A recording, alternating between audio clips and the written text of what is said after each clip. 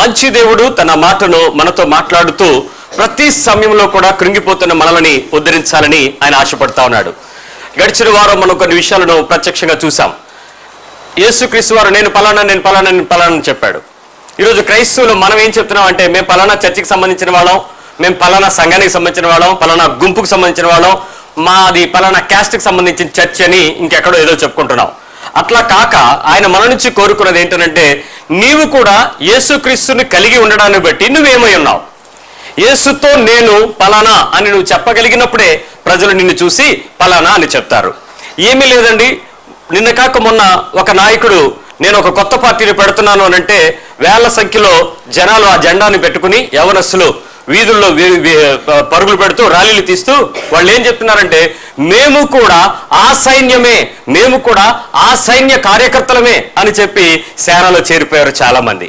ఏమిటి ఈ జనము, ఎందుకు ఈ సందోహం, ఎందుకు ఈ ప్రపంచంలో కొత్త మార్పులు జరుగుతున్నాయి అని ఆలోచిస్తే వారందరికీ కావాల్సింది ఏదైతే క్రొత్తదనం ఉందో దానిలోకి వెళ్ళిపోవడానికి. ఈరోజు ఈ క్రీస్తులో ఉన్న క్రొత్తదనాన్ని మీరు చూస్తే ప్రపంచవ్యాప్తంగా ఏదో క్రొత్తదనం ఉందని అనేకులు యేసుక్రీస్తులోనికి చేరుతున్నారు, క్రీస్తు రాజ్యంలోనికి వస్తున్నారు, దేవుని యొక్క నీతిని వెంబడిస్తున్నారు, దేవుని యొక్క ఉద్దేశాలను అర్థం చేసుకుని క్రైస్తవులుగా మారుతున్నారు. ఒకవైపు ప్రపంచంలో హింసలు విపరీతంగా ఇస్లామిక్ దేశాల వారు హింసను ప్రకటించి మనుషుల తలను తెగనరికి మనకి వీడియోలలోనూ పోస్టింగ్స్ లో చక్కగా చూపించి మేము ఎంత గొప్ప కార్యం చేశామో చూడండి అని వాళ్ళు చెప్తుంటే, ఒకవైపు యేసుక్రీస్తు రాజ్యము విస్తారముగా ప్రకటించబడుతూ అనేకులను చేర్చుకోవడానికి ఇష్టపడతా ఉన్నాడు. ఏదో క్రొత్తదనం ఉంటేనే ప్రజలు లోకంలోకి వెళ్ళి సైన్యంలో చేరితే, ఈరోజు పాతదనములో ఉన్నటువంటి మనము పాతబడిపోయాడా క్రీస్తు, లేక యేసుక్రీస్తు క్రొత్తదనాన్ని అనేకులు తీసుకుంటున్నట్లుగా మనం తీసుకోలేకపోతున్నామా? ఈ రెండింటిని మనం జాగ్రత్తగా పరిశీలించుకోవాలి. ఒకసారి ఆలోచిద్దాం. యేసుక్రీస్తుతో ఇన్ని సంవత్సరాలు నీ క్రైస్తవ జీవితాన్ని చూచి ఎవరైనా బాబు ఏంటి యేసుక్రీస్తుతో నీ అనుబంధం ఏంటి అని అడిగితే ఏం చెప్తారు? ఇతరులకు మీరు ఏం చెప్తారు? ఆయన కూడా దేవుడేనండి అంటారా? ఆయనే మా దేవుడు అంటారా? అంతకు మించి ఆయనకు నీకు ఏమైనా ప్రత్యేకత ఉందని చెప్తావా? ఎవరైనా ప్రత్యేకత ఉంది అని ఎవరైనా చెప్పాలి అనుకునే వాళ్ళని చూసి నేను కొన్నిసార్లు పరీక్షిస్తూ ఉంటాను. ఏంటి మీ దేవునికి యేసు ప్రభుకి నీకున్న రిలేషన్షిప్ ఏంటి, లేకపోతే ఏదైనా ఒక విషయం చెప్పు మీ దేవుడి గురించి అని అడిగితే ఆయన మీకోసం చచ్చిపోయాడు నా గురించి చెప్తారు. నీకోసం చచ్చిపోయాడని చెప్పడు ఎవడు, నా కోసం చనిపోయాడని ఎవడు చెప్పలేదు. నేను అడిగిన క్రైస్తవులందరూ నాకేం చెప్పారంటే, మీకోసం యేసు ప్రభు చచ్చిపోయాడని చెప్పారు నాకు. ఓహో, వీళ్ళకి యేసు యొక్క విలువ తెలియదు అనుకుంటా, వీళ్ళు దేవుని ఉద్దేశాలను సరిగా అర్థం చేసుకోలేదు అనుకుంటా అన్నది నాకు బాగా అర్థమైంది. తర్వాత నేను అడిగాను కొంతమందిని, ఏమంటే మీరు యేసు ప్రభుని నమ్ముతున్నారు కదా, మమ్మల్ని కూడా నమ్మమని రికమెండ్ చేస్తారా అని అడిగాను. Will you recommend me to accept Jesus అని అడిగితే వెంటనే వాళ్ళు అంతకంటే మా చర్చకొచ్చేయండి అన్నారు. The never show that the God is like this. దేవుడు ఇటువంటి వాడు, దేవుని యొక్క పద్ధతి ఇది, దేవుని విధానం ఇదని ఎవరు చెప్పలేదు, మా చర్చికి రండి అన్నారు. ఏంటి ఈ చర్చిలు కోలేంటి, యేసు ప్రభుని నమ్ముకోవడం అంటే చర్చిలు కోలడమేనా? నాకు అది అర్థం కాలేదు. ఆలోచించాను. యేసుక్రీస్తులో ఉన్న వ్యక్తికి ఈ రోజుకి నేను క్రైస్తవుడు అయ్యున్నందుకు పలానా విషయంలో నాకు ఒక గొప్పతనం ఉంది, పలానా విషయాన్ని బట్టి నేను ఒక ప్రత్యక్ష చూశాను, పలానా విషయంలో దేవుని సంగతులు నాకు ఇలా అర్థమయ్యాయి, పలానా రీతిగా దేవుడు ఉన్నాడు, పలానా రీతిగా వాక్యం చెప్తుంది, పలానా ప్రభు ఇలా చేశాడు, పరిశుద్ధాత్ముడు ఇలా నడిపించాడు. ఏ విషయాలు కూడా క్రైస్తవులైనటువంటి వ్యక్తులు సాక్ష్యం చెప్పడం ఈ రోజుకి సంఘంలో సరిగా నేర్చుకోలేకపోయారు. ఏమైనా సాక్ష్యం చెప్పమంటే వాళ్ళు పుట్టుపూర్వోత్తరాల నుంచి మొదలెట్టుకొచ్చేస్తున్నారు. ప్రభువుతో నా అనుబంధాన్ని చెప్పడానికి బదులు ఆయన అద్భుతాల గురించి మాట్లాడుతున్నారు తప్ప దేవునితో నా సంబంధం ఎవరు మాట్లాడలేకపోతున్నారు. ఒకప్పుడు నేను ఇది, యేసులోకి వచ్చినప్పుడు ఇది అన్న ప్రత్యక్షమైన సాక్ష్యాన్ని క్రైస్తవ సంఘంలో ఎక్కడ ఎవరు కూడా వినపడట్లేదు. అయ్యగారు ప్రార్థన చేయగా దగ్గు తగ్గింది, అమ్మగారు ప్రార్థన చేయగా అప్పు పుట్టింది.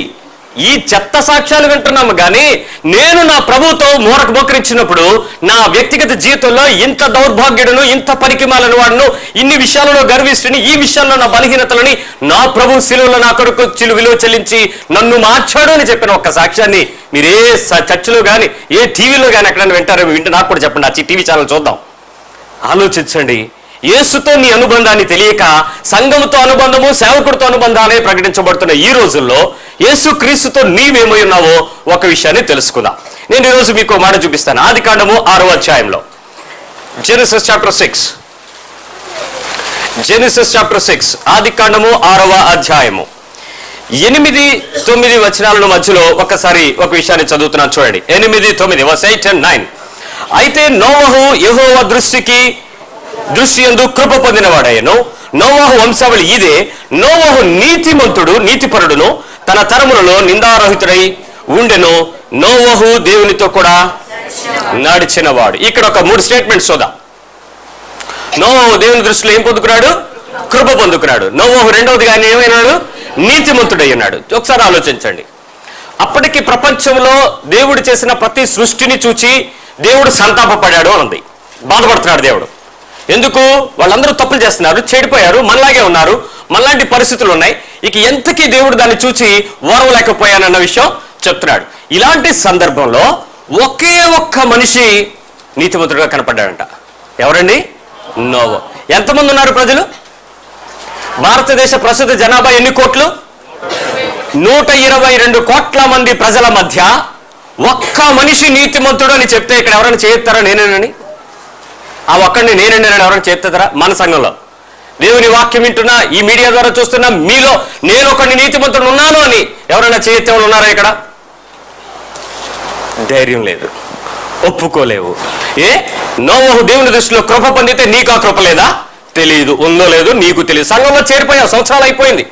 నీ స్థానం సంఘంలో ఎవడన్నా కదిపితే పాస్టర్ కాదు, చర్చ కూలిపోద్ది. ఎందుకు? నువ్వు పక్కనే చర్చ పెడతావు కాబట్టి నీకు భయం ఆ పాస్టర్ కూడా నువ్వంటే. ఈరోజు సంఘంలో దేవుని నీతిమంతుడుగా నేనున్నాను అని ఒక్క నీతిమంతుడు ఎవడైనా లేచి నేను నీతిమంతుడు నేను ఎవడో చెప్పేవాడున్నాడు ఇక్కడ? ఎందుకు ప్రాబ్లం అయింది అని అంటే, సంఘంలోకి వస్తున్న నీకు నీ దేవుడితో ఉన్న సంబంధాన్ని సైతం ఈ రోజుకి మనం అర్థం చేసుకోలేకపోయాం. సంఘం ఎందుకు? నీ కోసం ప్రార్థన చేయడానికి, నీకు పెళ్లిళ్ళు చేయడానికి, నీ పేరంటాలు చేయడానికి, నీ కార్యక్రమాలు చేయడానికి, నీ సస్తే పాతి పెట్టడానికి, మించి దేనికి? చప్పట్లు కొట్టుకుని నీ ఇంట్లో వండితే తిని పెట్టడానికి. ఎందుకు సంఘము? యేసుక్రీస్తు శరీరంలో నువ్వు ఒక భాగం అయ్యుండి యేసుకి నీకు సంబంధం లేని సంఘంలో నువ్వు ఉండడం వల్ల ఏం ప్రయోజనం? సంఖ్యాపరమైన సంఘాలుగా ఉండడం కాదు. నేను నీతిమంతుడను, నేను దేవుని కృప పొందినవాడను, నేను ఫలానా విషయంలో యేసుతో ఇలా ఉన్నాను అని చెప్పగలిగిన వాడే దేవుని సంఘంలో సభ్యుడిగా మారతాడు. ఒకసారి మీకు ఒక వాక్యం చూపిస్తాను, చూడండి. ఒకసారి రోమపత్రిక 5వ అధ్యాయంకి రండి. రోమన్స్ చాప్టర్ 5, రోమపత్రిక 5వ అధ్యాయం. రోమన్స్ 5, రోమిల్కి రాసిన పత్రిక 5వ అధ్యాయము. నేను చదువుతున్నాను 8 నుంచి 9 వచనాలు. అయితే దేవుడు మన ఎడల తన ప్రేమను వెల్లడిపరచుచున్నాడు. I repeat again. అయితే దేవుడు నా ఎడల, నేను చెప్తున్నాను చూడండి నా వాక్యం. అయితే దేవుడు నా ఎడల తన ప్రేమను వెల్లడిపరుచుతున్నాడు. ఎలాగనగా నేను ఇంకా పాపిగా ఉండగానే యేసుక్రీస్తు నా కొరకు చనిపోయాను. నా బైబిల్ నాకు ఎలాగే చెప్తుంది. నీ బైబిల్ నీకేం చెప్తుందో విను. నేను ఇంకా పాపిగా ఉండగానే నా ప్రభు అయిన యేసు నా కొరకు, క్రీస్తు నా కొరకు చనిపోయాను. కాబట్టి that is a condition, conjunction. కాబట్టి ఎందుకు? ఆయన చనిపోయాడు కాబట్టి ఆయన రక్తం వలన ఇప్పుడు నీతిమంతులుగా నేను తీర్చబడ్డాను. మరింత నిశ్చయంగా ఆయన ఉగ్రత నుండి నేను రక్షించబడ్డాను. ఇప్పుడు నేనైతే చెప్తున్నాను, ఆయన నా కొరకు చనిపోయాడు కాబట్టి నేను నీతిమంతుడను. కాదని ఎవడెవడను ఉన్నాడు ఇక్కడ? ఇప్పుడు ఎవరైనా నీతిమంతులు ఉన్నారా ఇక్కడ? ఇప్పుడు వింటున్న వాళ్ళలో నీతిమంతులు ఎంతమంది ఉన్నారని అర్థమైంది? Let show your hand. ఏమిటి? ఇందాక మీరు 122 కోట్ల మందిలో సభ్యులే కానీ క్రీస్తు సంఘంలో సభ్యులు కాదు అన్న విషయం మీకు అర్థం కాలేదు. ఇప్పుడు క్రీస్తు శరీరంలో ఆయన చనిపోయాడని నీవు నమ్మకం ద్వారా నీకు ఒక ఉచితమైన నీతిమంతుడుగా మారే పద్ధతి నీకు ఇవ్వబడింది. ఈ విషయం నీకు ఎన్ని సంవత్సరాలు బైబిల్ చదివినా నీకు అర్థం కాకపోతే, చూసి చూడక నమ్మక నమ్మి మధ్యలో నువ్వు నిలబడిపోతే ఎప్పటికీ నీ జీవితంలో ఒక వాగ్దానాన్ని క్లెయిమ్ చేసే పద్ధతిలోకి నువ్వు రాకపోయి ఉండేవాడి. రెండో విషయం చూపిస్తాను. రోమిల్కి రాసిన పత్రిక 3వ అధ్యాయము 24వ వచనం. 3:24 రోమన్స్ 3:24 రోమపత్రిక 3వ అధ్యాయము 24వ వచనం. కాబట్టి నమ్మువారు ఆయన కృప చేతనే, మళ్ళీ నేను చెప్తున్నాను, కాబట్టి నమ్ముచున్న నేను ఆయన కృప చేతనే క్రీస్తు యేసునందలి విమోచనము ద్వారా ఉచితముగా నీతిమంతుడనని తీర్చబడుచున్నాను. ఇప్పుడు మళ్ళీ రెండోసారి మీకు స్టేట్మెంట్ ఇచ్చాను. ఉచితముగా. ఎలాగా? మీకు ఇష్టం కదండి. ఇండియన్స్ గురించి ప్రజలందరూ ఏమంటారంటే, ఇండియన్స్ ఆల్వేస్ లైక్ డీల్స్ అంట. Deals, this not good deal అంటారు. మంచి డీల్ కాదు, అందుకే బిజినెస్లన్నీ డీల్గా మారిపోయినాయి. It's not a good deal. But God's deal ఏంటి చెప్తున్నాడు ఇక్కడ? ఉచితముగా నీవు యేసుక్రీస్తు నందలి విమోచనము ద్వారా నీతిమంతులని నోవహు దేవుని దృష్టిలో కృప పొందాడు. నోవహు దేవుని దృష్టిలో నీతిమంతుడిగా మార్చబడ్డాడు. నేను యేసుక్రీస్తు చనిపోవడం ద్వారా నేను నీతిమంతుడిగా మారాను. నేను యేసుక్రీస్తు నందలి ఉచితమైన కృప ద్వారా, నేను విమోచన ద్వారా నేను నీతిమంతుడిగా మారిపోయాను. ఇప్పుడు నోవహు దేవునితో నడిచాడు, నేను దేవునితోనే నడవగలను. నోవహు దేవుని ద్వారా ఎత్తబడ్డాడు, నేను దేవుని ద్వారా ఎత్తబడగలను. నోవహుతో దేవుడు మాట్లాడాడు, నాతో దేవుడు మాట్లాడతాడు. నోవహు రక్షించబడినప్పుడు నీతిమంతుడిగా మారాడు, నేను రక్షించబడి నీతిమంతుడిగా మారాను. మూడో విషయం చూపించిన రోమపత్రిక 5:1 రోమన్స్ 5:1. కాబట్టి విశ్వాస మూలమున మనము నీతిమంతులుగా తీర్చబడి, మనము అనే దగ్గర మళ్ళీ చెప్తున్నాను, కాబట్టి విశ్వాస మూలముగా నేను నీతిమంతుడుగా తీర్చబడి నా ప్రభు అయిన యేసుక్రీస్తు ద్వారా దేవునితో సమాధానము కలిగి ఉన్నాను. నాకు మూడవ ఆప్షన్ దొరికింది. నాకు దేవునితో నడిచే భాగ్యము నోవహుకే కాదు, నాకు కూడా ఉంది. ఆమేన్. ఉందా లేదా? నేను చెప్పట్లేదు, బైబిల్ చెప్తుంది. ఈ విషయాన్ని సంఖలో బైబిల్ పెట్టుకుని, తల కింద దిండి కింద బైబిల్ పెట్టుకుని, సూట్ కేసులో బైబిల్ పెట్టుకుని, పర్సులో రకరకాల బైబిల్ పెట్టుకుని ఊరంతా తిరుగుతావు. నీకు యేసుకే సంబంధం ఏంటంటే ఈ వాక్యం నీకు అర్థం కాదు. ఇప్పుడు నేనేమనాలి? ఈ మాట చెప్పడానికి నీకు ధైర్యం చాలదు. ఏమనాలి? అరే నేను నీతిమంతుడినండి, నువ్వెవరివి అని అడిగితే నేను డైరెక్ట్గా చెప్తాను, నేను నీతిమంతుడినండి. అదేంటి నువ్వెలా నీతిమంతుడే?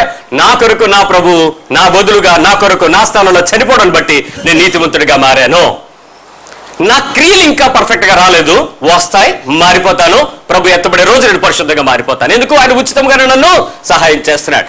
యేసుతో నీ అనుబంధాన్ని నువ్వు సరిగ్గా అర్థం చేసుకోకపోతే, సరిగ్గా నడవకపోతే, క్రైస్తవ విశ్వాసంలో ఉండి కూడా నీకే ప్రయోజనము లేని ఆత్మీయ జీవితాన్ని జీవిస్తావు. ఇది నిష్ప్రయోజకమైన జీవితంలో నుంచి ప్రయోజకత్వపు క్రైస్తవంలోకి మనుషులు మారాలని దేవుడు కోరుకుంటున్నాడు. ఇప్పుడు చెప్పండి, యేసుతో నీకు అనేటువంటి అనుబంధం దగ్గర ఏ ఏ విషయాలలో నువ్వు గొప్ప సంతోషాన్ని కలిగి ఉన్నావు, అనుభవిస్తున్నావు? ఒకసారి ఆలోచించండి. ఎక్కడెక్కడ మనం అనుభవిస్తున్నాం?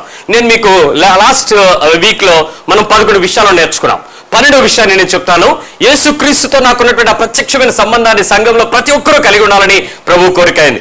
ఏ ఒక్కరిని చూసినా వారు యేసుక్రీస్తులో ఉన్న సంపూర్ణతను వారు చూడటానికి ప్రయత్నం చేయాలి.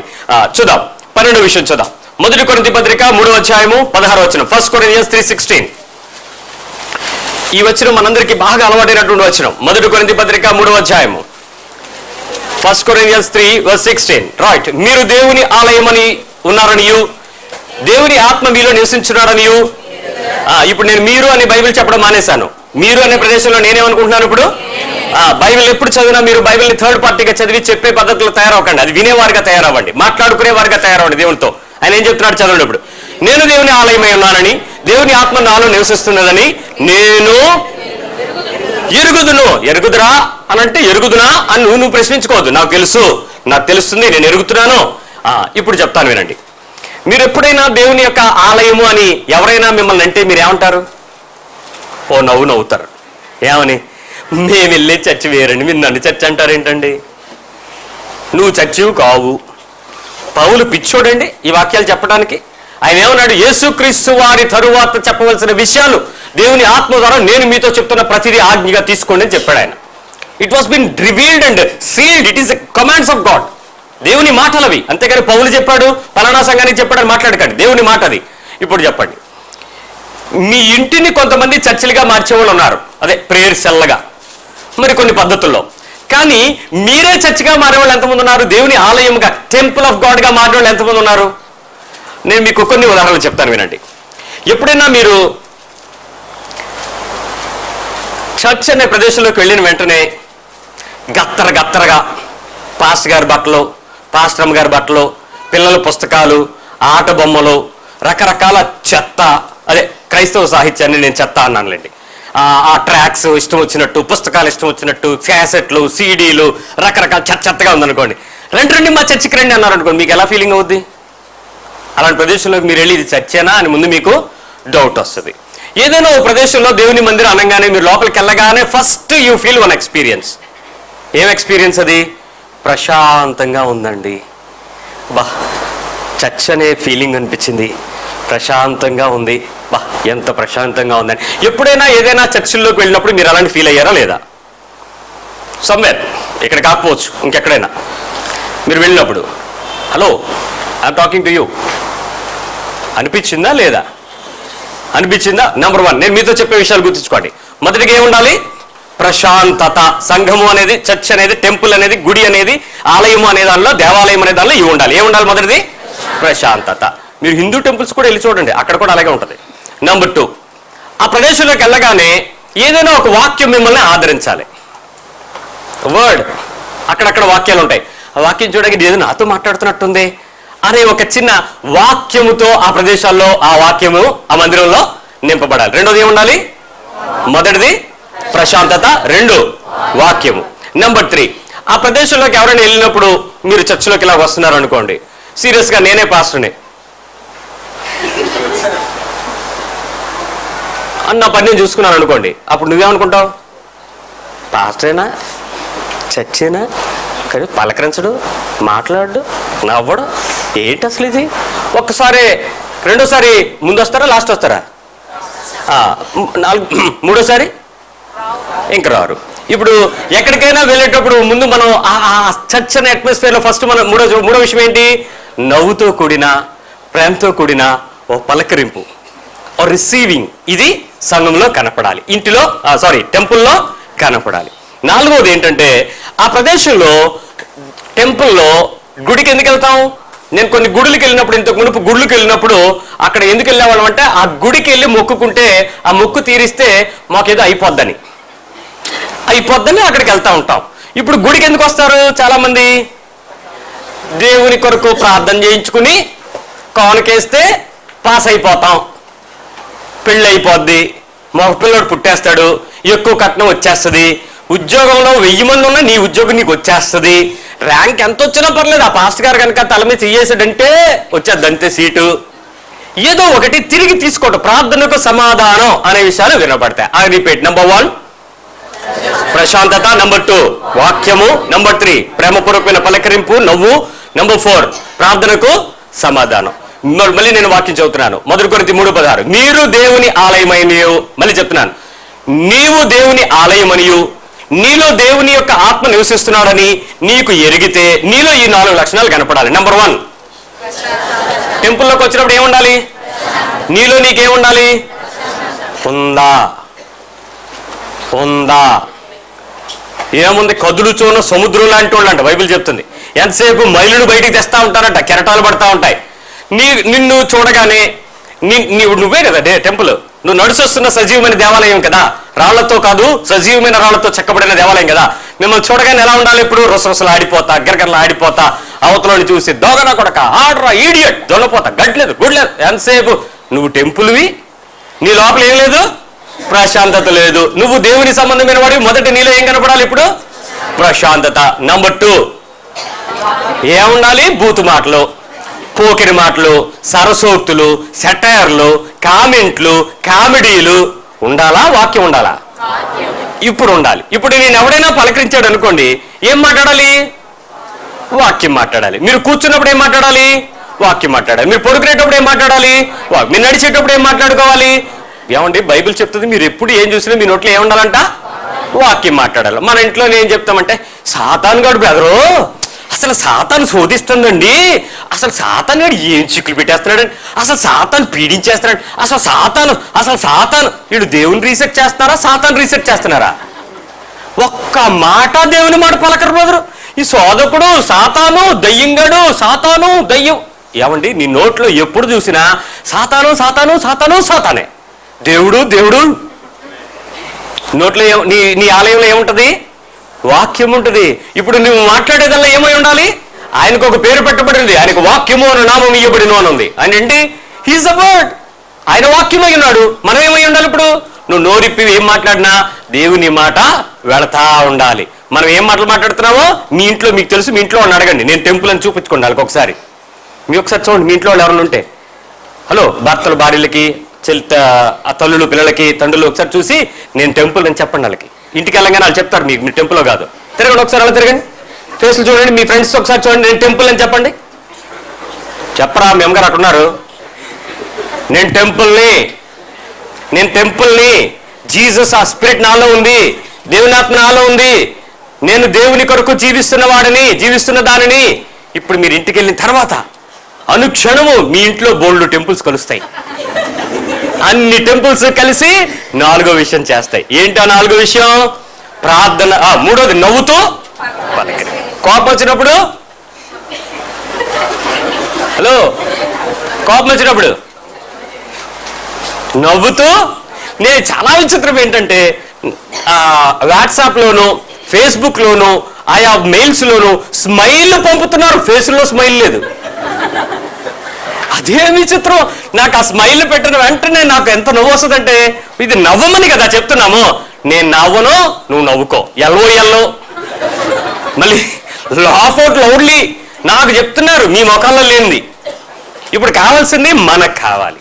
మనము నవ్వుతూ పలకరించి హాస్యంగా, చక్కటి మధురంగా, ప్రేమపూర్వకమైన, ఆప్యాయమైన ఒక పలకరింపు లేని దేవాలయము. ఏం దేవాలయం అండి? ఏంతో చెప్పనా? పళ్ళెం పట్టుకుని ఉంచుంటాడు బెదరు. పళ్ళెం పట్టుకుని ఉంచుంటాడు. మళ్ళీ చెప్తున్నాను, ఆ పళ్ళెం మీద టోపీ పెట్టుకుని ఉంచుంటాడు ఒక బ్రదరు. ఆ బ్రదరు పళ్ళెంలో పడితేనే టోపీ లెగుతుంది. పళ్ళెంలో పడలేదు అనుకోండి, హుండీలో పడిపోయింది అనుకోండి, అది ఆయనది కాదు, టెంపుల్కి వెళ్ళిపోద్ది. పళ్ళెంలో పెడితే ఆయింది. మన దగ్గర కూడా కొంతమంది చేతిలో పెడితేనే ఆయింది, చేతిలో పెడితేనే ఆయింది. తేడా ఏం లేదు. నవ్వు ఇచ్చేదాన్ని బట్టి కాదు, నువ్వు వచ్చేదాన్ని బట్టి కాదు, నువ్వు వేసుకునే దాన్ని బట్టి కాదు, నీ అంతరంగంలో ఒక భాగంగా మారాలి. అది దేవుడు కోరుకుంటున్నాడు. 4వ విషయం చెప్పనా? ఇప్పుడు మనం ప్రార్థన చేస్తాం. ప్రార్థనకి సమాధానం దేవుడు ఇవ్వడం. ఇస్తాడా ఇవ్వడా? నిజం చెప్పండి, అబద్ధాలు మాట్లాడుకునేది సంఘం ఎందుకు? ఇస్తాడా? నమ్ముతున్నారా?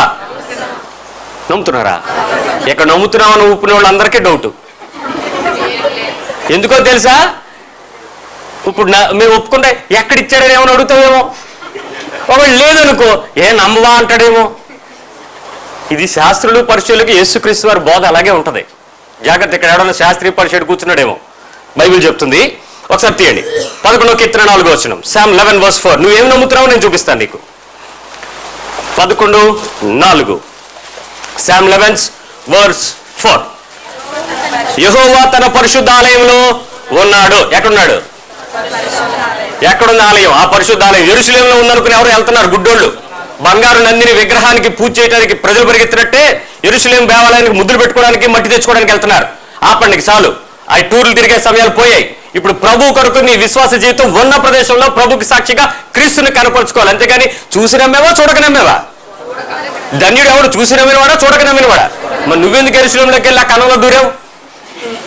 ఆ నూనె నీరు తెచ్చుకోవడానికి తిప్పలు పడి 35,000 40,000 డిస్కౌంట్ మాట్లాడి బేరము ట్రూపులుగా తిరుగుతున్నారు. ఇది ఒక క్రిస్టియన్ పిక్నిక్స్ అలా మారింది. మారండి, దేవునితో జీవితం నడుచుకోండి తప్ప దేవుని ప్రదేశాలు తిరగడానికి ప్రయత్నాలు చేయక్కర్లా. ఈ రోజు క్రైస్తవ్యం వెర్రి తలలు వేస్తా ఉంది. దేవుని వాక్యం చెప్తుంది ఆయన పరిశుద్ధాలయంలో ఉన్నాడు. ఎక్కడున్నాడు? ఆలయం ఎక్కడుంది చెప్పండి? మద్దిలపాలెమా, విశాఖపట్నమా, హైదరాబాదా, ఎక్కడండి? ఎక్కడ? మీ అడ్రస్ సరిగ్గా తెలుసా మీకు? ఎక్కడ మీ కేర్ ఆఫ్ అడ్రస్ మీకు తెలుసా? ఇంతకీ మీ పేరెంట్ నీకు తెలిసిందా? ఇప్పుడు చెప్పండి, నేనే ఆ టెంపుల్ని. దేవుని ఆత్మ నాలోనే ఉన్నాడు, దేవుడు నాలో ఉన్నాడు. ఇప్పుడు చెప్తాను మీకు సమాధానం. 18వ కీర్తన 6వ వచనం, సామ్ 18:6. 18:6. నేను మొర్రపెట్టి తిని నా దేవునికి ప్రార్థన చేసి తిని ఆయన తన ఆలయంలో ఆలకించి నా ప్రార్థన అంగీకరించెను. హల్లెలూయా. ఆయన ఏం చేశాడు? తన ఆలయంలో మొర్రపెడితే ఆయన ఏం చేశాడండి? ఆలకించాడు. చెప్పండి, ఎవరు ప్రార్థన చేస్తే విన్నాడు? పాస్టర్ గారు ప్రార్థన చేస్తే విన్నాడు. ఎవరు ప్రార్థన చేస్తున్నాడు? ప్రవక్తలు ప్రార్థన చేస్తే విన్నాడు. ఎవరు ప్రార్థన చేస్తే విన్నాడు? అపోస్తలులు ప్రార్థన చేస్తే విన్నాడు. ఎవరు ప్రార్థన చేస్తే ఉన్నారు? రెవరెండ్లు ప్రార్థన చేస్తే విన్నాడు. ఎవరు ప్రార్థన చేస్తే విన్నాడు? గట్టిగా చెప్పండి ఇప్పటికైనా. బైబిల్ చెప్తుంది, నువ్వు ఒక ఆలయం అయితే నీ ఆత్మ దీనిలో నుంచి మొర్ర పెట్టడానికి ఉచ్చరింప సఖ్యం కానీ మూల్గులతోనూ చెప్పన సఖ్యమైన భారమైన మూల్గుల మాటలతోనూ ఆయన మొర్ర పెడుతూ ఉంటే నీవు ఆయన ఆలయం అని మర్చిపోయి ఈ టెంపుల్ని పట్టుకెళ్ళి మరొక మనుషుల దగ్గరికి తాకట్టు పెట్టుకుని తలలు ఉంచుతుంటే ప్రభు ఎంత బాధపడతాడు చెప్పు. ఇప్పుడు నీకు క్రీస్తుకి ఉన్న సంబంధం, నువ్వు ప్రార్థన చేస్తే దేవుడు వింటాడనే ధైర్యమా, నమ్మకమా, లేక అనవసరమైనటువంటి పరిస్థితుల మీద భయమా? ఏంటి నీ ఆలోచన? ఏంటి? ఎంతసేపు నీ హృదయంలో ఉన్నటువంటి విశ్వాస పరిస్థితులు ఏంటి? ఆలోచించుకోండి. ఇప్పటికైనా నువ్వు గుర్తు తెచ్చుకో, కన్నులు తెరువు. క్రైస్తవ సంఘంలో చేరిన నీకు ప్రభు ఇస్తున్నటువంటి ఒక ప్రేమపూర్వకమైన ఆహ్వానం ఏంటంటే, నువ్వు ప్రార్థన చేస్తే నేను వింటున్నాను, నువ్వు మాట్లాడుతుంటే నేను వింటున్నాను, నువ్వు మొర్ర పెడితే నేను వింటున్నాను, నువ్వు ఎప్పుడైతే నా దగ్గర కూర్చుంటున్నావో నీ పక్షంగా నేను ప్రార్థన చేసుకుని దేవునితో కావాల్సిన సమాధానం కలిగి ఉంటున్నాను. ఈరోజు క్రైస్తవ సంఘంలోకి చేరిపోయావు, నీ ప్రార్థన మీద నీకు నమ్మకం లేదు. బాబు ప్రార్థన చేసుకున్నావా అంటే నువ్వు చెయ్యి. అదేంటి నువ్వు చెయ్యవా? మా అమ్మ చేస్తున్నాండి. అదేంట్రా నువ్వు ప్రార్థన చేయవా? అంత రాదు నాకు. నా పనులు నువ్వు కూడా చేసి. ఇది గారాలు పోవడానికి, సిగ్గులు పోవడానికి సమయం కాదు, నువ్వు ప్రార్థన చేయడానికి సమయం. నువ్వు మెలకుగా ఉండి మొర్ర పెట్టడానికి సమయం. తలను వంచి మోకరించి నువ్వు ప్రార్థన చేసుకునే సమయం ఇది. ఎందుకో తెలుసా? నువ్వు దేవుని ఆలయం, దేవుని ఆత్మ నీలో ఉన్నాడు, దేవుని శక్తి నీలో నుంచి మొర్ర పెట్టడానికి ఇష్టపడుతున్నాడు. కాబట్టి నువ్వు ప్రార్థన చేస్తుంటే ప్రభు ఎంత ఆనందించబోతున్నాడో, ఎంత దగ్గరగా మాట్లాడబోతున్నాడో, ఓ ప్రత్యక్షమైన అనుబంధాన్ని సంఘంలో నీవు కలిగి ఉండాలి. అది నీకు యేసుకి ఉన్నటువంటి సంబంధం. ఇప్పుడు నేను చెప్తున్నాను, నేను దేవుని దేవాలయాన్ని, దేవుడికి నివాస స్థలాన్ని. ఎవరైనా మిమ్మల్ని మీరు క్రైస్తవులా అని అడిగితే మీరు ఏం చెప్పాలి? I'm not a Christian but I'm the temple of God. నా శరీరంతో నేను దేవునికి దేవాలయంగా మారిపోయాను. ఏమండి, నేను క్రిస్టియన్ని అని చెప్పుకోవడానికి, నేను దేవునికి నాలో ఉండడానికి అవకాశం ఇచ్చిన ఒక వ్యక్తిగా మారానని చెప్పడానికి ఏది విలువగా కనపడుతుంది? గుర్తుంచుకో, కేవలం నువ్వు క్రైస్తవుడిగా ఉండిపోతే కొంతకాలమే. ఒకరోజు శ్రమ వచ్చినప్పుడు నువ్వు తప్పిపోతావు. నువ్వు దేవుని దేవాలయంగా మారిపోతే చక్కగా పరిస్థితులను ఎదుర్కోవడానికి సిద్ధపడతావు. I'll come to the next point. రెండో విషయంకి వస్తాను. ఫిలిప్పీ పత్రిక 4:13. This is a very worldwide famous 365 days valid cheque book అండి. ఫిలిప్పీ 4:13. ఫిలిపియన్స్ 4:13. నన్ను బలపరచువాని అందే నేను కొన్ని చేయగలను. ఏంటండి? మళ్ళీ చెప్పండి. సమస్తం అంటే ఏంటి? అన్ని. అన్ని అంటే కొన్ని కాదు. అన్ని అంటే అన్ని. అన్ని అంటే ఎన్ని? నేను 10 సార్లు ప్రశ్నిస్తున్నాను అంటే దాని లోపల నీ మైండ్ సెట్ మార్చుకోమని అర్థం. అప్పటి వరకు నీ మైండ్లో ఏదో ఉంటే దానికే ఫిక్స్ అవుతావు. వాక్యాన్ని చదువుతూ కూడా వినుంటావు ఇంతకు మునుపు. దాన్ని చెరపడానికి ఏమంటే పెన్సిల్తో ఒక గీత గీస్తే ఒక్కసారి చెరిగిపోయే రబ్బర్లు ఉన్నాయా? రబ్బర్తో ఎరాసర్తో మనం ఏం చేస్తూ ఉంటాం? దాన్ని రబ్ చేస్తా ఉంటాను. నేను అందుకే రబ్ చేస్తూ ఉంటాను ఒకే వాక్యాన్ని 10 సార్లు. దాని అర్థం ఏంటంటే నీ మైండ్లో పాత ప్రింట్లన్నీ డిలీట్ చేయండి అని అర్థం. Right, let me come back. నన్ను బలపరచువాని యందు నేను సమస్తము చేయగలను. మళ్ళీ చెప్పండి. నన్ను బలపరచువాని యందు నేను అన్నీ చేయగలను. ఎవరు బలపరుస్తారు నిన్ను? నా యేసు నన్ను బలపరుస్తున్నాడు. నా యేసుతో నేను అన్నీ చేసుకోగలను. Right, let me come to you. ఇప్పుడు ఎన్ని చేయగలరో మీకు చెప్తాను. యేసుక్రీస్తు మీతో ఎలా ఉంటాడో చెప్తాను. ఫస్ట్ థింగ్,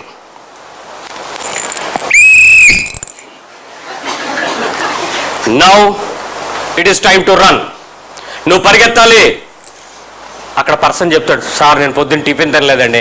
ఆయన నాకు అనవసరం. కమాన్ కమాన్, నువ్వు ఒలింపిక్స్కి వెళ్ళాలి, నువ్వు ఒకరోజు మెడల్ పట్టుకోవాలి, నువ్వు ఆ మెడల్ తీసుకొచ్చినప్పుడు ప్రపంచం అంతా గర్వించాలి. ఇదిగో నిపలానా వారి యొక్క కార్యసాధకమైన ఆ అకుంఠితమైనటువంటి ఆ దీక్షతో నాకు తర్బీదు ఇవ్వడం వల్ల నేను గెలుచుకున్నానని చెప్పాలి. నీ టైమింగ్ ఇంతకు ముందు కన్నా పర్ఫెక్ట్ టైమింగ్ కావాలి. Come on start. ఊరుకోడు. ఎవరు? Coach. Jesus is a coach to make you to run to get the victory. నిన్ను పరిగెట్టిస్తాడు. ఆ పరుగు పందెంలో నేను ముందు కొనసాగింపు చేస్తాడు. నువ్వు చెప్తా వచ్చి, అమ్మయ్యా ఈ రోజు కోచ్ లేడులే, నేను నిద్రపోదామని పడుకుంటా. వచ్చాడ్రా బాబు యముడు.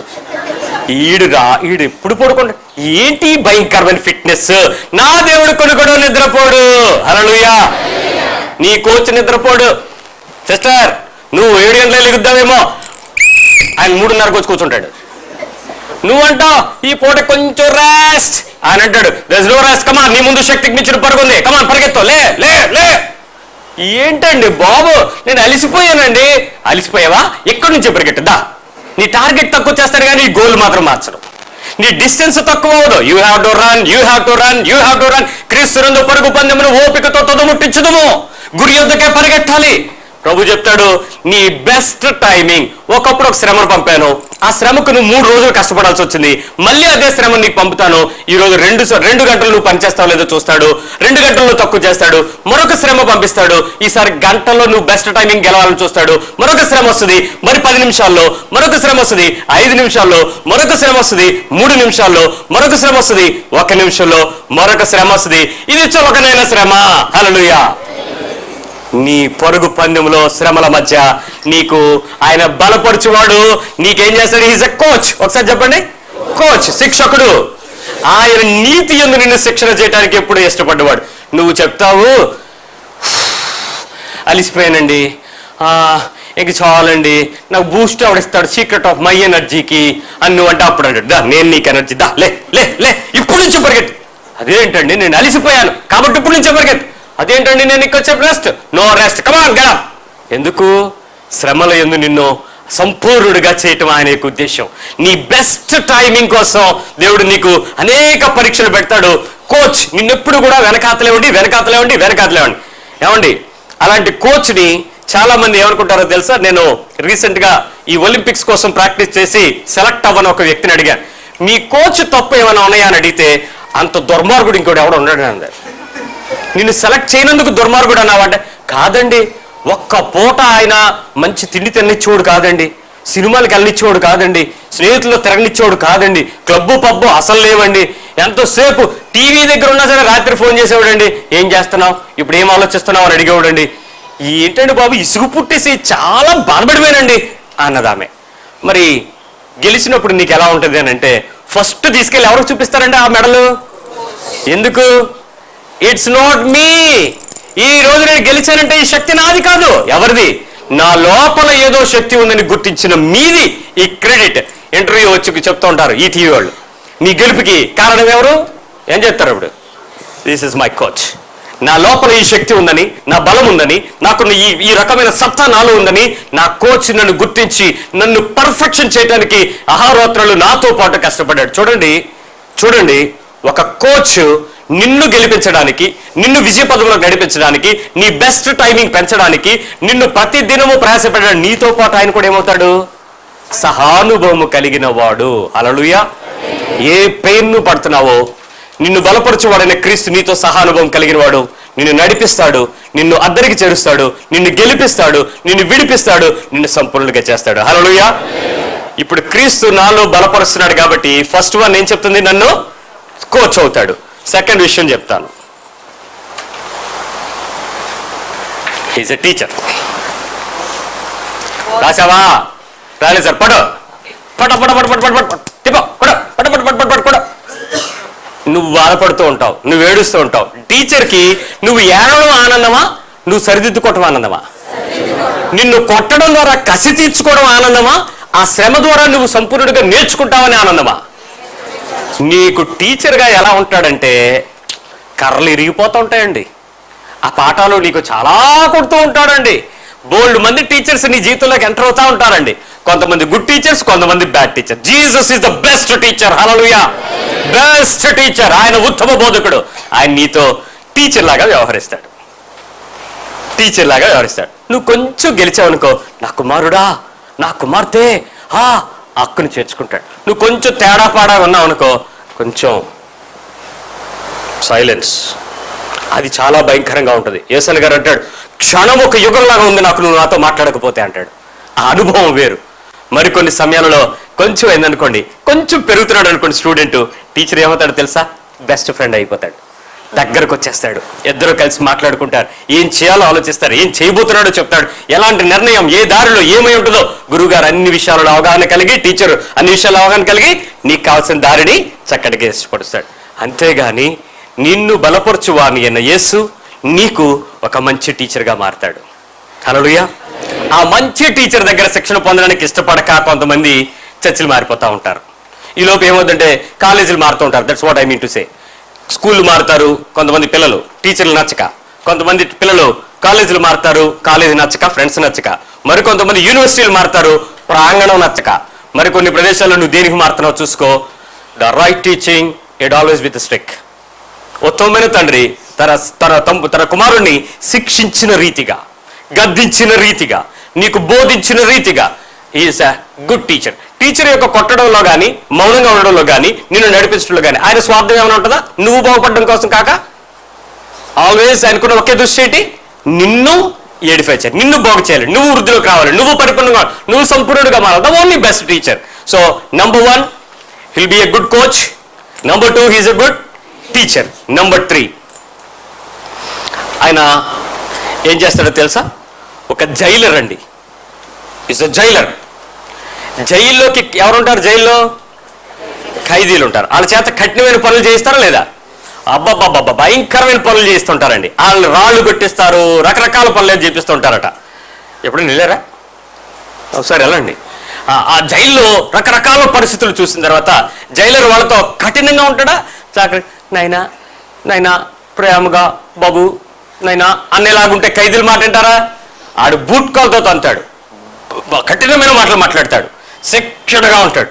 వాడి ఉద్దేశం ఏంటి? ఖైదీలు ఏమవ్వాలని?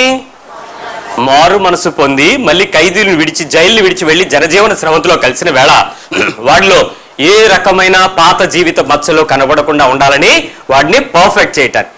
God is a Jailer.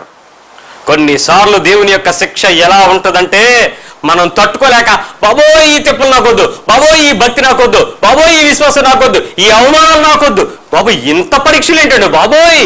Is a Jailer, is a Jailer. ప్రస్తుత సమస్య శిక్షయు మీకు కష్టతరంగా ఉంటుంది, కానీ రాబోతున్న కాలపు ఆశీర్వాదాల మధ్య నిన్ను సంపూర్ణుడిగా చేయడానికి దేవుడు నిన్ను ఏం చేస్తాడు? కొన్నిసార్లు కఠినపరుస్తూ ఉంటాడు. ప్రజల హృదయాలు కఠినమైపోతూ ఉంటాయి, మనుషులు కఠినమైపోతూ ఉంటారు, ఆ మనుషులు తిరగబడిపోతూ ఉంటారు, సొంత వారు శత్రువులైపోతూ ఉంటారు. అప్పుడు అర్థం అవ్వాలి, నేను జైల్లో వేసాడు దేవుడు నన్ను, ఇప్పుడు నన్ను ఏదో చక్కగా మార్చబోతున్నాడు.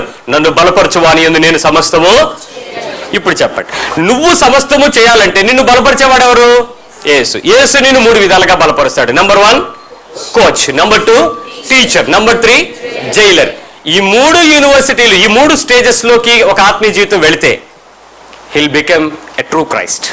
క్రీస్తుకి మరొక సొంత క్రీస్తు లేక రెండవ క్రీస్తు తయారైపోతాడు. ఇప్పుడు నువ్వు క్రీస్తులా కనబడిపోతావు అతనికి అన్ని విషయాలలో. ఇప్పుడు చెప్పండి, యేసుక్రీస్తు నీకు ఎలా పరిచయం అయ్యాడా? లేక నీ ప్రార్థనలకు అద్భుతాలు చేయాలి, ఆశ్చర్యాలు చేయాలి, సూచక్రియలు చేయాలి, మహత్కార్యాలు చేయాలి, అవి ఒక్కటి చేస్తే సోలా, ఇంకేమైనా అక్కర్లేదా? ఏం కావాలి? క్రియలు కావాలా, క్రీస్తు కావాలా? ఎంతమందికి నిజంగా క్రీస్తు కావాలి? చాలా మంది జీవితాల్లో ఈ రోజుకి బలహీనత ఏంటంటే, మాకు ఉత్తరం రాయండి, మాకు డబ్బులు పంపండి, మా దగ్గర ప్రార్థన చేయించుకోండి, మా సెల్లకి రండి, మా ఇంటికి రండి, మేము మీకు ఇది ఇస్తాం. యేసు ప్రభు అలాంటివి చెయ్యడు. క్రిస్టియన్స్ లాగా ఉండే చోకాళ్ళు భక్తి పనులు చేస్తారు, ప్రభువు చెయ్యడు. మొదటి తొలి సంఘం అలాంటి పనులు చెయ్యలేదు, గుర్తించండి. కాబట్టి క్రీస్తులో మనము ఇటు రీతిగా నూతన నిబంధన క్రైస్తవులుగా వెళ్ళడానికి యేసులో నేను ఏం చెప్తారు ఇప్పుడు? యేసులో నేను అన్నీ చేయగలను, యేసుతో నేను అన్నీ చేయగలను. ఇప్పుడు ఒక్కసారి నన్ను బలపరచు వాని యందు నేను అన్నీ చేయగలను, నన్ను బలపరచు యేసుతో నేను అన్నీ చేయగలను. నెక్స్ట్ వర్స్ చెప్తున్నాను, 14, నంబర్ 14, 2 కొరింథియన్స్ చాప్టర్ 1, 2 కొరింథీ పత్రిక 1వ అధ్యాయము. కొరింథీయులకు రాసిన 2వ పత్రిక 1వ అధ్యాయం, 2 కొరింథియన్స్ 1, 21, 22 వచనాలు చదువుతున్నాను. 21 and 22. ఇక్కడ వాక్యం ఏముందో తెలుసా? మీతో కూడా 2 కొరింథియన్స్ చాప్టర్ 1 verse 21 and 22, మీతో కూడా క్రీస్తునందు నిలిచి ఉండునట్లుగా మమ్మను స్థిరపరిచి అభిషేకించిన వాడు దేవుడే. మమ్మను స్థిరపరిచి అభిషేకించిన వాడు దేవుడే. ఆయన మనకు ముద్ర వేసి మన హృదయములలో మనకు ఆత్మాను సంచకరువును అనుగ్రహించి ఉన్నాడు. నేను దీన్ని మళ్ళీ నా వయసులో చదువుతున్నాను, చూడండి. నాతో కూడా క్రీస్తునందు నిలిచి ఉండునట్లుగా నన్ను స్థిరపరిచి అభిషేకించిన వాడు దేవుడే. ఆయన నాకు ముద్ర వేసి నా హృదయములలో నాకు ఆత్మ అను సంచకరువును అనుగ్రహించి ఉన్నాడు. నాకేమిచ్చాడో చూడండి. నాకు దేవుడు ఏం చేశాడంటే సీల్ వేశాడు, ఇది ముద్ర వేశాడు. ఎలాంటి ముద్ర వేశాడో ఒక విషయం చెప్తాను. క్రీస్తు నాలో ఉన్నాడు. ఈ వాక్యాన్ని మళ్ళీ సింపుల్ వర్షన్లో చెప్తున్నాను. దేవుని ఆత్మ నాలో ఉన్నాడు. దేవుని ఆత్మ నాకు ఎప్పుడు సహాయం చేసే సంచకరువే. ఏ విషయంలోనైనా నన్ను తప్పిపోనివ్వకుండా చూసుకుంటాడు. నన్ను నడిపించడానికి జీసస్ యొక్క స్పిరిట్ నాతో ఉంది. ఇది ఆ వాక్యం యొక్క వర్బల్ మీనింగ్. ఇప్పుడు నేను మీతో చెప్తున్న 4 విషయాలు చెప్తాను, వినండి. నెంబర్ 1, నేను తప్పిపోతానేమో అనే భయం వచ్చిందా లేదా ఎవరికైనా? ఎప్పుడైనా? నెంబర్ 1 వచ్చింది. నెంబర్ 2, నేను ఏమైనా పాపం చేసేస్తానేమో అనే భయం వచ్చిందా లేదా? వచ్చింది. నెంబర్ 2. నెంబర్ 3, పడిపోతానేమో. తప్పిపోవడం వేరు, పడిపోవడం వేరు. పడిపోతానేమో అనే బెంగ, భయం, భీతి వచ్చినాయా లేవా? Very good. కొంతమందికి వచ్చే, కొంతమందికి రాలేదు. నేను అంతగా నిలబడలేనేమో, అన్ని పరిస్థితులు నాకు వస్తే నేను ఉంటానో ఉండనో, అమ్మో ఏమో, వచ్చినాయా లేవా? హలో, ఏమండి మీకు వచ్చినాయా? వచ్చాయి, వినండి. నీలో ఎవరున్నారు? వెళ్ళిపోయేలా ఉన్నాడా, ముద్ర వేసుకుని ఉన్నాడా? ముద్ర ఎప్పుడు వేస్తారో తెలుసా?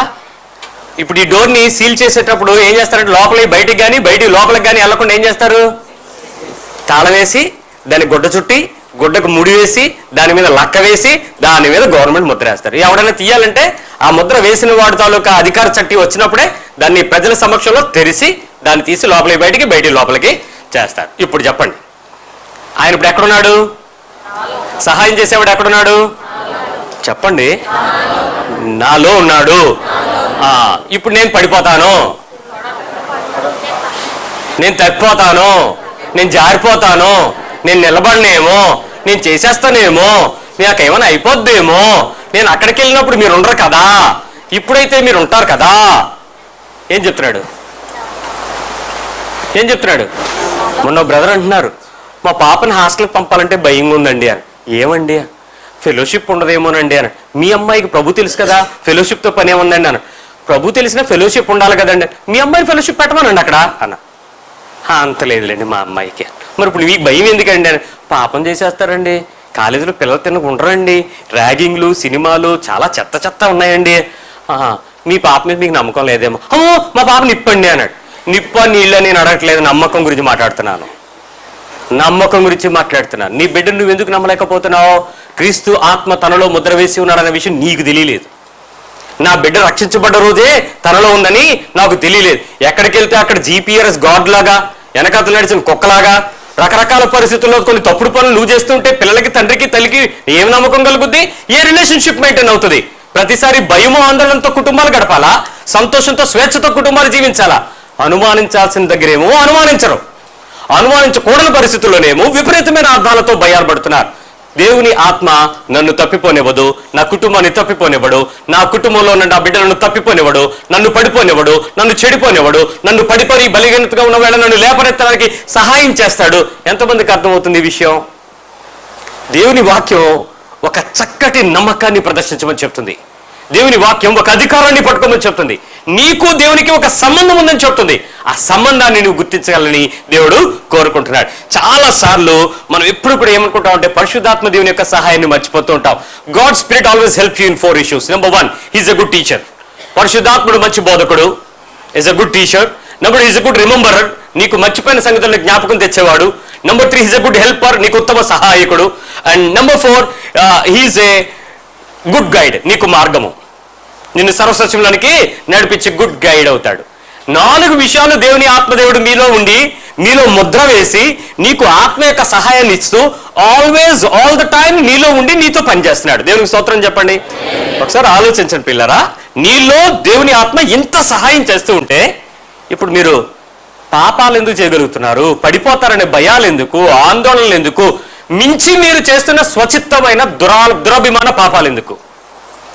బికాస్ ఆ హెల్పర్ని మీరు హెల్ప్ లైన్లోకి వాడుకోకపోవటం వల్ల మీలో ఈ బలహీనత ప్రవేశిస్తుంది. ఆ ఉపయోగించుకోవాల్సిన సహాయాన్ని ఉపయోగించుకోకపోవడం వల్ల ఉపయోగం లేకుండా మనం మారిపోతున్నాం. దేవుని ఆత్మతో నీకు నువ్వు చెప్పాల్సింది ఏంటంటే, నన్ను దేవుడు స్థిరపరుస్తాడు, నాలో దేవుని యొక్క ముద్ర ఉంది, నేను ఏ విషయంలో కూడా తప్పు చేయను. చెప్పండి ఒకసారి. నన్ను దేవుడు స్థిరపరిచాడు, దేవుని సహాయం నాలో ఉంది, దేవుని ఆత్మ నన్ను నడిపిస్తాడు, నేను పడిపోను, నేను జారిపోను, నేను చెడిపోను, నేను నాశనం అవ్వను, నన్ను ఎప్పుడు దేవుని నుంచోబెడతాడు. క్రైస్తవుడుగా అయినందుకు ఒకడు ఎందుకు గర్వపడాలి అని అంటే, ఈ వచనంలో ఉన్న అర్థాన్ని అర్థం చేసుకుని నీ హృదయపూర్వకంగా దాన్ని ప్రకటించినప్పుడే క్రీస్తు నీలో నుంచి పనిచేయడం ప్రారంభిస్తాడు. ఏమండి, యేసు ప్రభు మీకు ఎలా తెలుసు అంటే, క్రిస్మస్కి బాగా డెకరేషన్ చేస్తామండి మా ఇంట్లో అన్నాడు ఒక ఆయన. క్రిస్మస్కి డెకరేషన్కి యేసు ప్రభు కారణం అయిపోతే అక్కడతోనే క్రీస్తు ఇంకా మేంజర్ నుంచి బయటకు రాలేదనమాట. అదే ఆ పశువుల పాకల నుంచి ఇంకా బయటకు రాలేదా? వచ్చి బ్రతికి చూపించి చనిపోయి తిరిగి లేచి నీతో మాట్లాడిన దేవుని ఇంకా బాల్యదశలోనే చూస్తావా? చిన్నపిల్లవాడైనా యేసు ప్రభు, ఆయన తిరిగి లేచిన వాడు నీ గురించి ఆలోచన చేస్తూ ఉన్నాడు. I'll come to the next issue. 4వ విషయం కదా, Ephesians 2:6. ఎఫ్సి పత్రిక 2వ అధ్యాయము 6వ వచనం. Ephesians 2:6. 2:6. క్రీస్తు యేసునందు ఆయన మనకు చేసిన ఉపకారము ద్వారా అత్యధికమైన తన కృపా మహా అధైశ్వర్యమును రాబో యుగములలో కనపరచు నిమిత్తము క్రీస్తు యేసు నందు మనలను ఆయనతో కూడా లేపి పరలోకమందు ఆయనతో కూడా కూర్చుండబెట్టాను. ఇప్పుడు నేను దీన్ని నా సెల్ఫ్ కి ఆ బైబిల్ వర్డ్స్ నేను తీసుకుంటాను. చూడండి, 6వ వచనం. క్రీస్తు యేసునందు ఆయన నాకు చేసిన ఉపకారము ద్వారా అత్యధికమైన తన కృప మహదేశ్వర్యంలో రాబో యుగంలో కనపరచడానికి క్రీస్తు యేసు నందు నన్ను ఆయనతో కూడా లేపి పరలోకమందు ఆయనతో కూడా కూర్చుండబెట్టాడు. ఎంతమంది పరలోకంకి వెళతారు అని ప్రశ్న వేసాం అనుకోండి, సంఘంలో బోళ్ళు మంది క్వశ్చన్ మార్కులు పడిపోతాయి. ఒక ఆయన సాక్ష్యం చెప్పాడు చర్చిలో, నేను పరలోకంలోకి వెళ్ళానండి, దారిలో ఆపేశారండి, ఆపేసి వెనక్కి పంపించారండి, నేను వెనక్కి వచ్చానండి అన్నాడు. నువ్వు మళ్ళీ వెళ్ళలేదా అన్నాను. అవకాశం రాలేదండి. ఏమంటే భయం వేసిందండి, మళ్ళీ అప్పుడు దారిలో ఉంచారు కదా, మళ్ళీ వెళ్ళనివరేమో అని భయం వేసి వెళ్ళలేదండి అన్న. ఈసారి అడుగు, గుమ్మం దాటి లోపలికి వెళ్ళడానికి ప్రయత్నించి ఏముందో చూడాలి కదా లోపల అంటే, ఏమోనండి అక్కడ వరకు వెళ్ళడమే గొప్ప ధన్యంలాగా ఉందండి నాకు అన్నాడు. నువ్వు గుమ్మాల వరకు వెళ్ళి తలుపులు కొట్టి వచ్చేస్తారంటే కుదరదు. ఎక్కడ కూర్చోవాలి? ఆయన పక్కన. హల్లెలూయా. ఇప్పుడు చెప్పండి, నువ్వు ఎక్కడ కూర్చుంటావు? మీ ఇంట్లో కుర్చీలో కూర్చొని ఓవడం కాదు, ఏది ఉయ్యాల్లోనూ ఆ ఊగే కుర్చీల్లోనూ ఓగడాలు కాదు. ఇప్పుడు నువ్వు ఎక్కడ కూర్చోవాలి? ఎక్కడ? ఎక్కడ? పరలోకంలో ఆయన పక్కన. ఎక్కడ చెప్పండి? ఎక్కడ? మీరు 10,000 రూపాయలు పెట్టి గోద్రేజ్ కుర్చీ కొనుక్కున్నా, స్ప్రింగ్ యాక్షన్తో ఇంకేమైనా కుర్చీలు కొనుక్కున్నా నాకు తెలియదు, కానీ ప్రభువు నిన్ను మాత్రం ఒకరోజు ఖచ్చితంగా లేపి తిరిగి ఆయనతో పాటు ఆయన సింహాసనం పక్కన నీకు కుర్చీ చేసి నువ్వు వస్తూ ఉంటే ఆయన లేచి, నా కుమారుడా, నా కొరకు నువ్వు పడిన శ్రమలు నేను చూశాను, నీ కొరకు నేను దాచి ఉంచిన ఇంకో బహుమానం ఇక్కడ రా, నా పక్కన కూర్చో ఆయన నీ గురించి చెప్తుంటే దేవదూతలు లేచి నిలబడి ఉంటాయి. చుట్టుపక్కల 24 మంది పెద్దలు లేచి నించుని చూస్తూ ఉంటారు. శిష్యులందరూ పక్కన నిలబడి ఉంచుంటారు. ఆదాము దగ్గర నుంచి మలాకి వరకు, చచ్చిపోయిన బాప్తిజం ఇచ్చి యోహాను నుంచి శిలువలో ఆ తిరగేసి చనిపోయిన యోహాను వరకు అందరూ అక్కడ నిలబడి ఉంటారు. నువ్వు లేచి నడిచి వస్తూ ఉంటావు. ప్రభు నిన్ను చూసి నిన్ను పిలిచి నిన్ను హత్తుకొని నిన్ను కుర్చీలో కూర్చోబెడతాడు. ఆఫ్టర్ ఒక ఎమ్మెల్యే నిన్ను పిలిచి పక్కన కూర్చోబెడితే నీ గుండె పగిలిపోయి బట్టలు చిరిగిపోతాయి. ప్రభు నిన్ను పిలిచి నిన్ను కూర్చోబెడుతుంటే ఎలాంటి రాజస్వం ఉంటుందో ఒకసారి చూపించుకోండి. మీరు నువ్వు నడుస్తున్నావు, ఆయన లేచి నిన్ను పిలుస్తున్నాడు. నా కుమార్తె వస్తుంది చూడండి, నా కుమారుడు వస్తున్నాడు చూడండి. ఈ స్థానం ఎక్కడ అనుకుంటున్నారు? ఇండియాలో కాదు. ఎవరో కొంతమంది అమెరికా వెళ్ళడం గురించి వీసా వస్తే అటు జీవితం జనం ధన్మైపోయింది అన్నాడు. Useless fellow. అమెరికా భూమిరా, భూమి మీద ఒక ప్రదేశం వెళ్ళడానికి దొంగ వీసా పెట్టుకుని కూడా వెళ్ళిపోవచ్చు. దానికి దేవుడు ఏంటి? ఎంతమంది లేరు అమెరికాలో దొంగళ్ళు? ప్రపంచ దేశాల్లో తెలుగు దొంగలు బోల్మంది ఉన్నారంట. అదే ఇండియా దొంగళ్ళు. ఇంతమందిలో నువ్వు ఒకటివి. వీసా రావడం దేవుని గొప్పతనం అనుకుంటే నువ్వు పిచ్చోడు. పరలోకంలోకి వెళ్ళడానికి ఆయన సింహాసనం మీద నాకు స్థానం ఉందో లేదో తెలుసుకోగలిగితే అక్కడ ఘనత ఉంది. ఏది కావాలి? వీసాలా? అక్కడికి వెళ్ళిన కుర్చీయా? కుర్చీ వస్తారు ఎంతమంది నమ్ముతున్నారు? ఏమోనండి, బాప్తిజం అయితే తీసేసుకున్నాం, చర్చిలోకి అయితే వచ్చేస్తున్నాం, కొన్ని అబద్ధాలు మానలేదు, టీవీ అసలు వదలట్లేదండి. ఈ బాధలన్నీ వదిలితే కదండి మేము పరలోకంకి వెళ్తాం. నువ్వు బాధలు వదులుతావో లేదో నాకు తెలియదు, కానీ ప్రభు మాత్రం నీకు కుర్చీ స్థానం ఇచ్చాడు. తీసుకోవాల్సిన స్వతంత్రం, అధికారం, తీసుకోవాల్సిన పని నీ మీద పెట్టాడు. ఏం చేద్దాం? వదిలేద్దామా? ఆప్షన్ లాటరీలు వేసుకుని వెళ్దామా? ఆయన లాటరీలు వేస్తానలేదు. ఏది? తెలంగాణకి ఆంధ్రాకి వేసుకునేలాగా ఆయన డైరెక్ట్గా నీకు సీట్ ఇస్తానన్నాడు. నువ్వే ప్రదేశం నుంచి భూమి మీద వచ్చినా సరే ఆయన చెప్తున్నాడు, యేసుతో పాటు నేను ఆ ప్రదేశంలో నా కుర్చీ నాకు రిజర్వ్ అయింది, నేను అక్కడికి వెళ్ళి కూర్చుంటాను. ఆమేన్. హల్లెలూయా. ప్రాబ్లం అలా ఏంటనంటే మనందరికీ ఎక్కడ కూర్చోవాలి అనంటే, ఒక 5 సంవత్సరాలు ఒక మనిషి ఎమ్మెల్యేగా ఉన్నాడు అనుకోండి, నెక్స్ట్ ఇయర్ ఎలక్షన్స్ లో అతను రాలేదనుకోండి, ఏమైపోతాడు? అప్పటి వరకు ఎమ్మెల్యే సిట్టింగ్ ఎమ్మెల్యే అయిపోతాడు, లేక మాజీ ఎమ్మెల్యే అయిపోతాడు. మాజీ సంఘంలో మాజీ లేదు, పరలోకంలో మాజీ లేదు. దేవుని స్తోత్రం. నువ్వు ఎన్ని సంవత్సరాలు భారత క్రైస్తవ్యంలో లేక ఈ భూమి మీద క్రైస్తవ్యంలో నువ్వు ఎలా ఉన్నా, నువ్వు రేపు వచ్చేసేటప్పుడు నా పాత క్రైస్తవుడు వస్తున్నాడు అని ప్రభు అండండి. ఆయన ఎప్పుడు నేను ఒకేలా చూస్తాడు. He is my son, she is my daughter. ఈ రెండే మాటలు మాట్లాడతాడు. నా కుమారుడు, నా కుమార్తె, దిస్ ఇస్ మై బాడీ, నా శరీరంలో ఒక పార్ట్ పైకి వస్తుంది చూడండి అని చెప్తాడు ఆయన.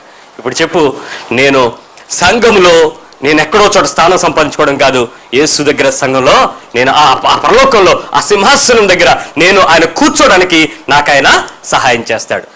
భూమి మీద మీ జీవితం గురించి మీకు ఎంత ఆశ ఉందో, దేవుణ్ణి అడ్డం పెట్టుకుని లాగేసుకుందామని, పిండేసుకుందామని, తెచ్చేసుకుందామని, ఆనందించేద్దామని రకరకాల పనులు మీకుంటే వాటన్నిటికీ దాటి ప్రభువు దగ్గర స్థానం సంపాదించుకోవడం కూడా అంతే స్వార్థంగా బ్రతకాలి. అంత స్వార్థమైన క్రైస్తవ్యాన్ని క్రీస్తు ప్రకటించాడు.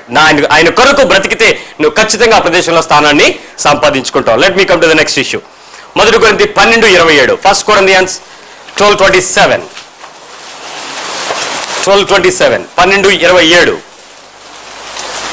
అటువలే మీరు క్రీస్తు యొక్క 1 కొరింథీ పత్రిక 12:27. అటువలే మీరు క్రీస్తు యొక్క శరీరమై ఉండి వేరు వేరుగా అవయవములు అయి ఉన్నాం.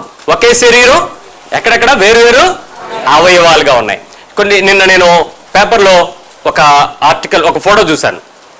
ఆ ఫోటోలో హ్యాండిక్యాప్డ్ అబ్బాయిని 2 అబ్బాయిలు స్కూల్కి తీసుకెళ్తున్నారు. వాడు అస్సలు నడవలేని పరిస్థితి అనమాట. 2 ఎత్తుకుని అతన్ని స్కూల్కి తీసుకుని వెళ్తా ఉన్నారు. అలాంటి హ్యాండిక్యాప్డ్ ఫోటోలు ఒక 20 ఫోటోలు వాళ్ళు ఇచ్చారు. దానిలో వాళ్ళందరూ చేసినటువంటి పని ఏంటంటే, ఆ హ్యాండిక్యాప్డ్ పీపుల్ని, ఒక కాళ్ళు లేని వాడిని ఒకటి మీద ఎక్కించుకుని వాడు స్కూల్కి తీసుకెళ్తున్నాడు. వాళ్ళిద్దరూ మాట్లాడేటప్పుడు చెప్పాడు, he is my best friend, that is why I want to help him out all this education. వాడితో పాటు వీడు 18 సంవత్సరాలు వీపు మీద మోసుకున్నాడటండి. At the age of 2nd standard, 2వ సంవత్సరం స్కూల్కి వెళ్తున్న, 2వ తరగతి స్కూల్కి వెళ్తున్న పిల్లవాడి దగ్గర నుంచి right now he was finishing his engineering చదువుతున్న ఇన్ని సంవత్సరాలు వాడి ఫ్రెండ్ వీడిని మోసుకుని వెళ్ళి క్లాస్లో కూర్చోబెట్టి వాడికి పాఠం అయిన తర్వాత మళ్ళీ తిరిగి వెనక్కి తీసుకొచ్చి ఇంటి దగ్గర దింపుతాడట. ఎందుకో తెలుసా? వాడు అంటున్నాడు, హీఈస్ మై ఫ్రెండ్.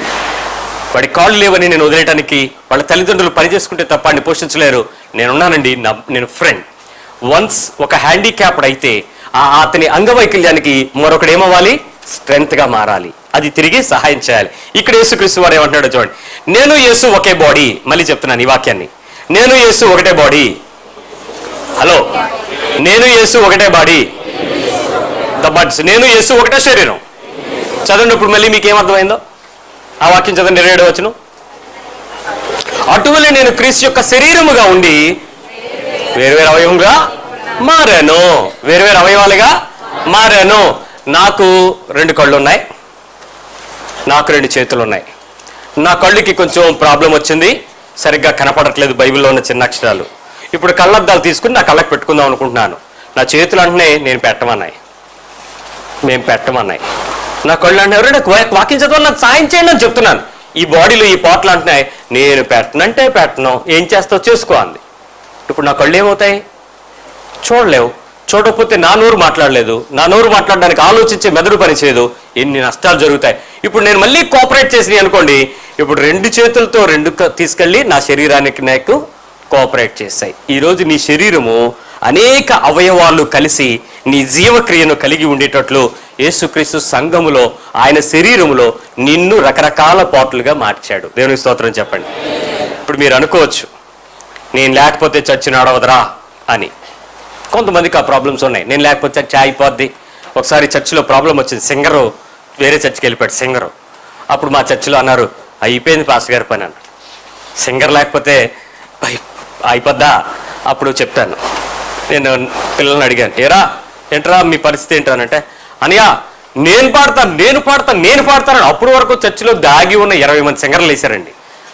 అప్పుడు అర్థమైంది, ఒక్క సింగర్ మర్రి చెట్టు కింద 20 చిన్న చెట్లు చచ్చిపోయి ఉన్నాయని. ప్రభువానికి స్తోత్రం అనుకో. సంఘం ఉజ్జీవం పడింది, తిరిగి లేచింది, అద్భుతం జరిగింది.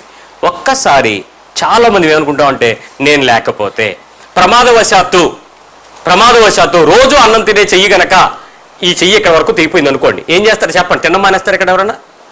ఏమవుద్ది అప్పుడు? నెక్స్ట్ మరొక హెల్ప్ స్టార్ట్ అయిపోతుంది. ఈ చేతితో తినేయడం ప్రారంభిస్తారు, దీనికి స్పూన్ కొట్టుకుని తినడం ప్రారంభిస్తారు, రకరకాల మ్యాజిక్లు చేస్తారు. ఏం చేస్తారు మీరు?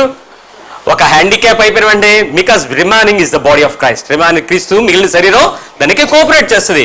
ఒకవేళ నువ్వే గనక నేను వెళ్ళకపోతే, నేను రాకపోతే, నేను చూడకపోతే, నేను ఇవ్వకపోతే, నేను నిలబడకపోతే, దయచేసి డోంట్ వరీ, క్రీస్తు శరీరంలో మిగిలిన పాటలు ఏమవుతాయి? అక్కడ ఆ ఇన్బ్యాలెన్స్ని బ్యాలెన్స్ చేసేస్తాయి. మరి కొంతమంది ఏమనుకుంటారంటే, నేను రాకపోతే ఏముందలే, అవుతుంది కదా చర్చి అవని అనుకుంటూ ఉంటారు. కొంతమందికి నిరాశక్తి. ప్రియులారా, దిస్ ఈస్ ద గ్రేస్. నీతో దేవుడు చేస్తున్న కృపదే. నువ్వు లేకుండా ఆయన సంఘములో ఆయన శరీరము సంపూర్ణం కాదు. నువ్వు లేకుండా ఆ పని నీ ద్వారానే జరిగించడం దేవుని ఉద్దేశం. అక్కడ నువ్వు ఇంపార్టెంటా అన్ఇంపార్టెంటా మ్యాటర్ కాదు, నువ్వు క్రీస్తు శరీరంలో ఒక పార్ట్. ఇప్పుడు మీ బాడీలో ఈ పార్ట్ వేస్ట్ అని ఏ పార్ట్ గురించి చెప్తారు చెప్పండి? మీ బాడీలో మీ శరీరంలో ఈ పార్ట్ వేస్ట్ అనేవాడు ఎవడన్నా ఉన్నాడా? ఏమన్నా ఉన్నాడా? నిన్న ఒక ఆయన అడిగాను, ఏంటరా గుండు కొట్టించుకున్నట్టు ఫ్యాషన్ అని అన్నాడు. గుండు ఫ్యాషనా అన్నాడు. Yes, it is fashion for me అన్నాడు. నిజం చెప్పండి, ఇప్పుడు జుట్టుకే కదా విలువ అంతా, రకరకాల మెత్తుకునే పద్ధతులని దీనికే కదా. అలాంటి దాన్ని గీసి కూడా ఫ్యాషన్ అంటున్నాడు. అంటే చూడండి ఎంత ఇంపార్టెంట్. సో ప్రతి విలువ, ఈరోజు నీవు ప్రతి దానిలో, సంఘంలో నేను విలువైన వాడిని చెప్పండి ఒకసారి. యేసు శరీరానికి నేను విలువైన వాడిని, సంఘమునకు విలువైన వాడిని. నువ్వు లేకుండా ఏ పని చేయడు ఆయన. బహుశా నాకు చెప్పకుండా నిన్ను ఎవరు చేయమన్నాడు ప్రశ్నిస్తే ప్రశ్నించవచ్చు. దేవుని ఆత్మ సహాయాలు వేరుగా ఉంటాయి. కానీ నువ్వు యేసు బాడీలో ఒక ప్రాముఖ్యమైన పార్ట్ని అన్న విషయం నీకు తెలియాలి. నేను ఇక్కడ ఆపుతాను, మిమ్మల్ని ఒక విషయం చెప్తాను వినండి. చాలా మందికి ఎలా ఉంటుందంటే, యేసుక్రీస్తుతో యేసుక్రీస్తు కొరకు మన విశ్వాసాలను ఒకసారి పరీక్షించుకుంటే, ఇంకా ఎవరికైనా దేవునితో అద్భుతం, దేవునితో ఆశ్చర్యం, దేవునితో స్వస్థత, దేవునితో విడుదల, దేవునితో మహత్కార్యాలు, దేవునితో దేవునితో దేవునితో ఇవన్నీ నీకు వస్తాయా రాకపోతాయో నాకు తెలియదు.